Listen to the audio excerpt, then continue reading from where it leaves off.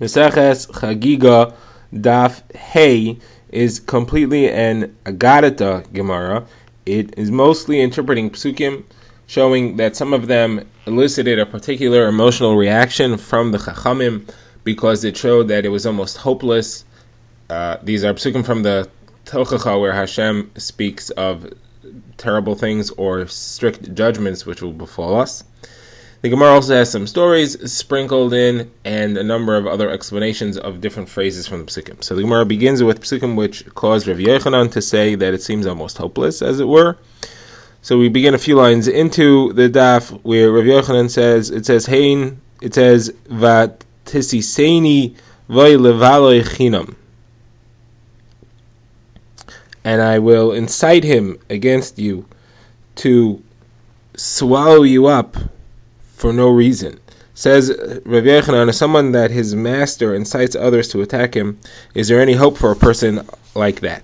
Another similar pasuk is where it said, Hein b'kedoshav lo yamin, where he does not trust his holy ones. Said Rav Yochanan, this also caused him to cry, because he said, if Hashem does not trust his holy ones, who is it that he could possibly trust? So now the Gemara quotes an incident that said, Pshat in this Gemara says that Rav Yochanan was walking along the way and he saw a person that was picking figs off a tree, and he left the ripe ones and he picked off some unripe ones. So he asked him, why did you take the unripe ones? Those aren't the good ones. Take the ripe ones. Those are the better ones. He said, because I'm traveling along the way and I need them to keep for a while. The ripe ones are going to spoil and rot. The unripe ones are the ones that I need. So he said, this is Pshat in the pasuk that says, Hein b'kedoshav lo yamin, he does not trust his holy ones. Rashi explains that the holy ones they need to be taken. They cannot be held now, because they have to be removed from the world so that they do not sin in the future. That, as it were, just like the ripe figs are liable to rot, the holy ones, the Kedoshav, are liable to make mistakes. Therefore, HaKadosh Baruch Hu may take them from the world to keep them holy. So Gemara says, is that true? But we have an incident that seems to prove otherwise. It was a student in the neighborhood of Rabbi Alexandri, and he died young.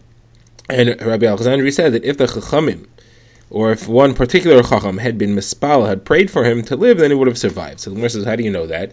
Maybe he was one of these Kedoshas, maybe he was one of the holy ones, and HaKadosh Baruch Hu was taken from the world for his own protection, for his own safety, so that he shouldn't end up sinning at some point in the future. It would not have helped to be mispal for. So the Gemara says, no, because Rabbi Alexandria understood, he knew this person, and he understood that he was not one of the holy ones. He had been someone who was challenging to his Rabbeim. He knew that he was certainly not one of the holy ones. Possibly that would be the reason that he was taken from the world, but had the Chacham been mispal for him, it could have overcome his drawbacks and allowed him to continue to live. Okay, now the next pasuk which caused Rav Yochanan to cry was the one that says, V'karafti alechem lemishpat, I will draw you to judgment, v'yisi eid memahar, and I will be a witness rushing to testify. Now, testifying about what? About mechashvim, about mena'afim, about nishbaim lasheker, about oshke schar sachir.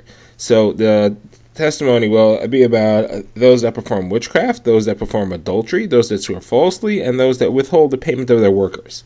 So there's a few things here that are tears-inducing. First of all, says Rav Yochanan, somebody that his master rushes to judge him and to testify against him, what solution can he possibly have? No, Rav Yochanan ben Zakkai said that what's terrible about this pasuk is that it weighs severe averos and light averos equally, meaning to say that it weighs them both severely, because you have the withholding of the wages put together with menaf and with the adulterers. Now, Rish Lakish commented on the next phrase in the same pasuk, where it says, Umate ger, those that pervert the judgment of the ger. So Rish Lakish said that somebody who perverts judgment for a ger is as if he perverts, as it were, judgment shalmaila of HaKadosh Baruch Hu, because it says Umate, and it can be read as Umati, that is, they are perverting my judgment.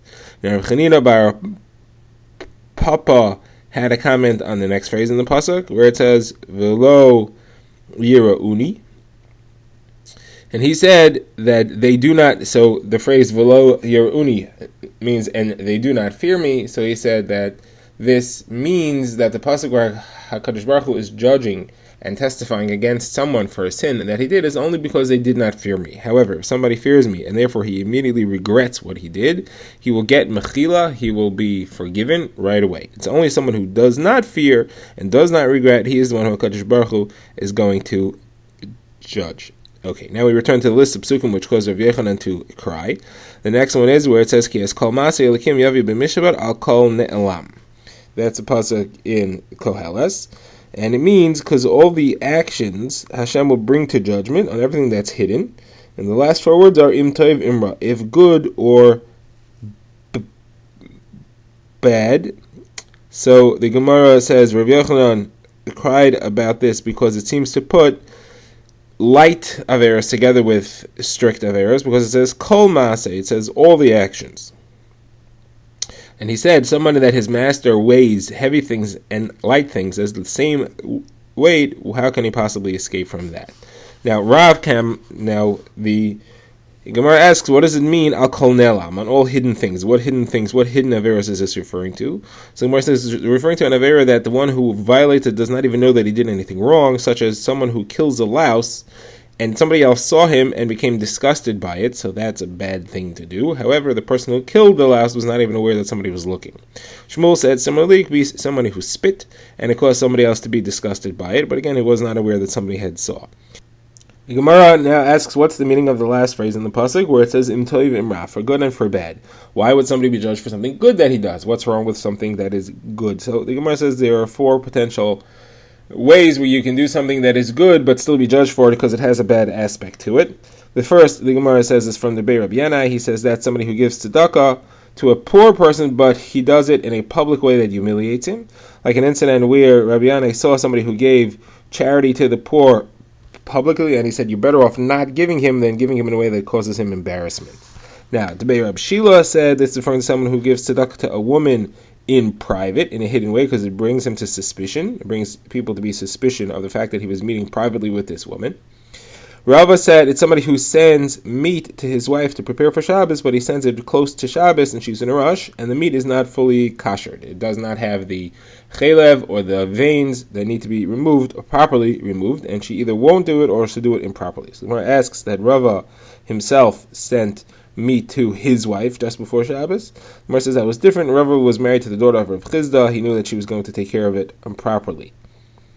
Now, the Gemara's fourth explanation, we have to skip a bit, is that it's referring to, this is Shmuel who says that it's referring to someone who gives charity to the poor only when he has literally nothing to eat and he has to use it to buy food at the most expensive rate. He cannot buy something cheaper or invest or something which requires work to prepare or to invest or to grow, and therefore there's something wrong with the way he did this mitzvah. Now Rava says that's the meaning of the expression, a zuz, a coin, is better off on the grain than it is on the basket, meaning you want to spend it on grain, which is going to be cheaper than on the food which is ready to eat in the basket itself. Now to go back a bit, the Gemara says that Rav Yochanan would cry about another pasuk, and that's Vayaki Simtzeena Oseros Rabos Vitzaros. It'll be, and you'll be met by many bad things and tzaros. The Gemara says, what's tzaros? What does that mean? What is the Ros, Rabos, and the tzaros? So he said, somebody who was visited by Ros, Rabos, tzaros, what can he do to escape? So the Gemara says, what is it? The Gemara says it refers to problems which are tzaros to each other. They're like co-wives to each other. They compete with each other, and you cannot take care of both of them at the same time. What's an example of that? Someone who's attacked or is stung by a hornet and by a scorpion. Rashi explains, one is solved by applying hot water, but cold water is bad for it. The other is solved by applying cold water, and hot water is bad for it. And therefore, this person is really stuck. He can't apply either hot water, old water, or cold water without making his condition worse from the other sting that he won't be addressing. Next, the Gemara quotes the pasuk "V'char api bo b'yom mahu v'azavtim v'starti pana mehem v'haya le'achol." That's the pasuk in Devarim discussing the tochacha. So the Gemara says here you have v'haya le'achol, that will be devoured, and that we'll have the Histarti Ponai Mehem, Hashem's face will be hidden from us. Says the Gemara, somebody who does not have these two things happening to him does not count as part of Klal Yisrael, because this is the Mehem. This is what Klal Yisrael are. Someone who doesn't have this happening to him is not included in the Mehem. So the Gemara says that Rava did not have these sorrows happening to him, and the Chachamim were jealous of him. Now, the king at the time was named Shavor Malka, King Shapur, and Rava said to them, don't be jealous of me, you don't know what he's doing to me in private, you only see what you see in public. There are other things that he's causing me pain and suffering in private, don't worry, I have my fair share. But nevertheless, because the Chachamim were jealous of him, it happened shortly afterwards that Shavor Malka came and took away all his possessions, and he was left penniless. Said Rav, that's the meaning of the brisa that says, where Rav Shimon ben Gamliel says, any place where the Chachamim put their eyes, meaning that they're upset with, it causes either a death or them to become very poor and lose everything that they have. The Gemara now moves on to explain another pasuk in the Tochacha, where it says, "V'anochi haster aster panaya b'yayim hahu," and I will turn my face away surely on that day. Says the Gemara, it's only by Yom, it's only during the day Hashem will turn his face away, even if he will not speak to us during the day. Even if Nevuah is gone, we will still have Nevuah at night. Like it says, B'chalom adaber bo, Hashem will still talk to us in our dreams.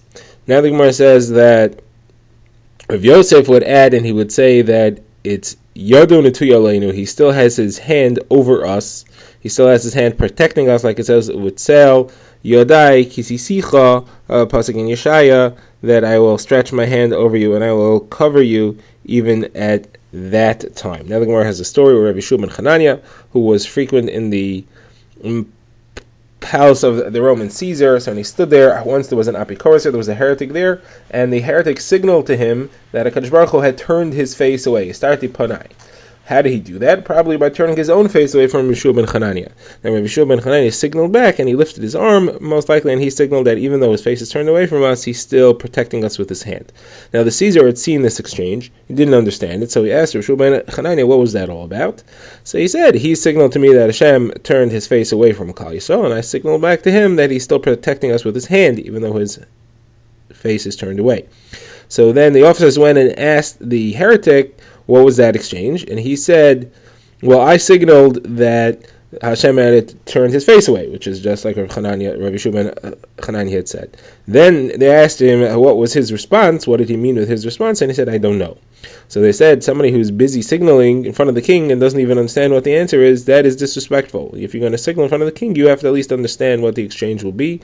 Therefore, they took him out and killed him. Now the Gemara notes that Rabbi Yeshua ben Chananya had often defended Klal Yisrael from the heretics. When he was about to pass from the world, the Chachamim asked him, who's going to take over? Who is going to defend Klal Yisrael from the Api Korsim now, once you have left, once you're gone? And he said, don't worry, they will lose their Chachma, and you won't need anything. And there are two sources for that. One is the pasuk in Yirmiyahu, which says, so when it's of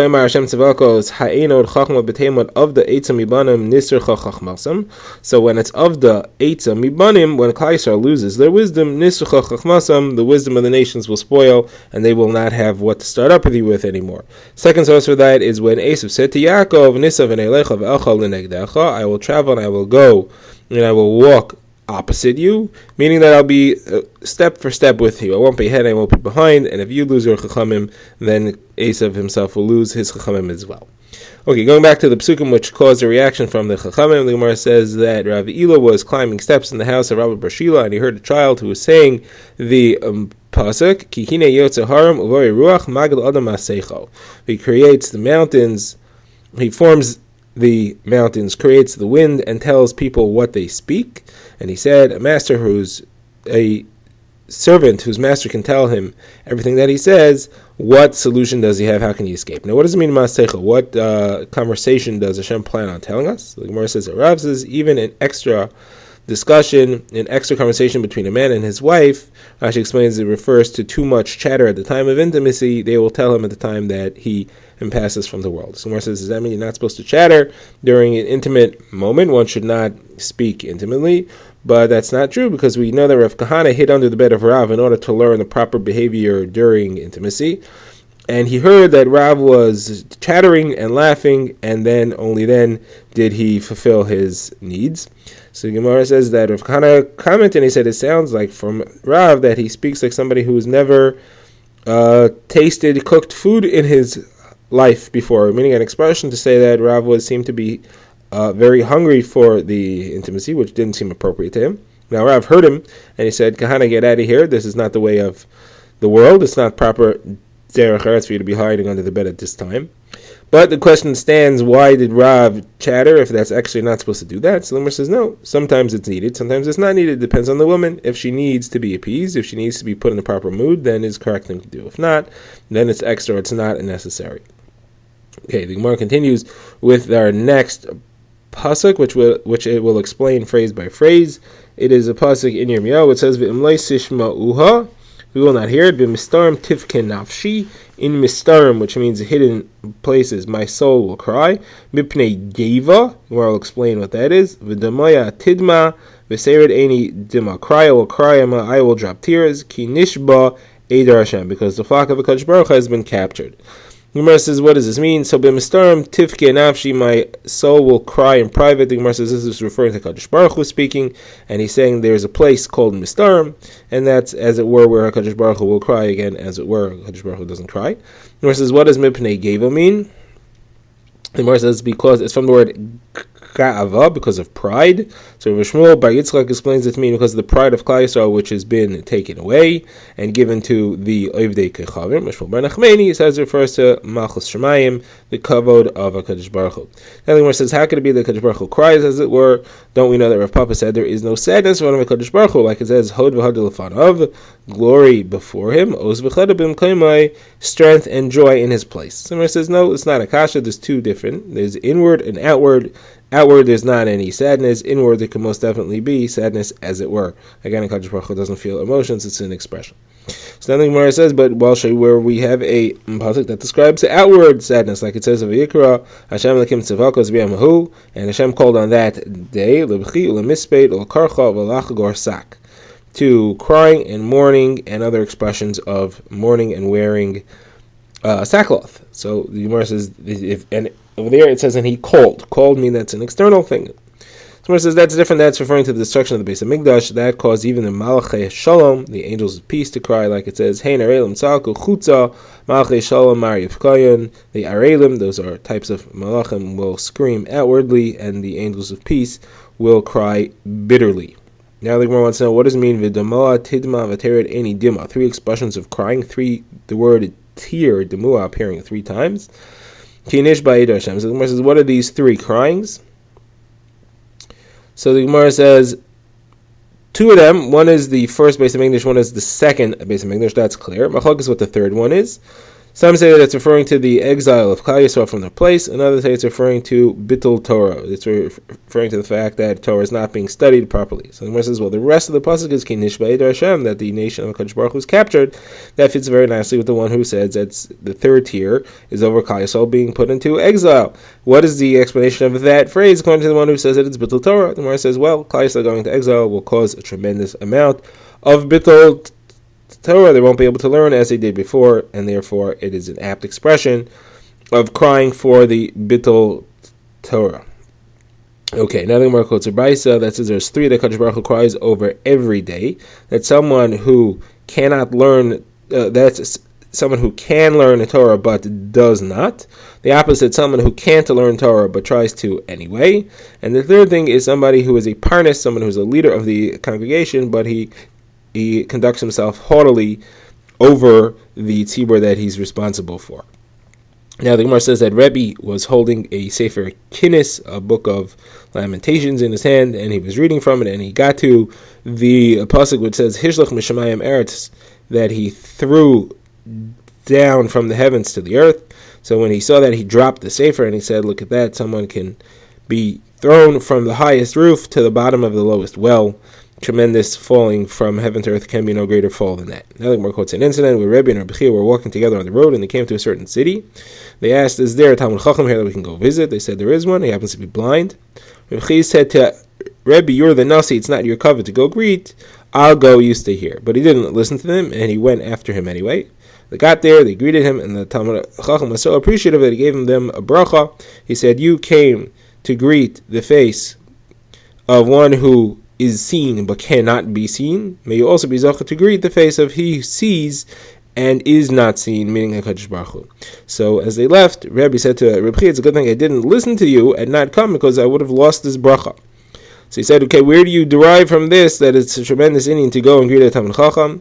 So he said it's from the incident that happened with Rabbi Yaakov. Rabbi Yaakov used to go, Rabbi Yaakov of Kfar Chitaya used to go visit his Rebbe every day, and even when he was old and sick, they said to him, maybe you should stop going.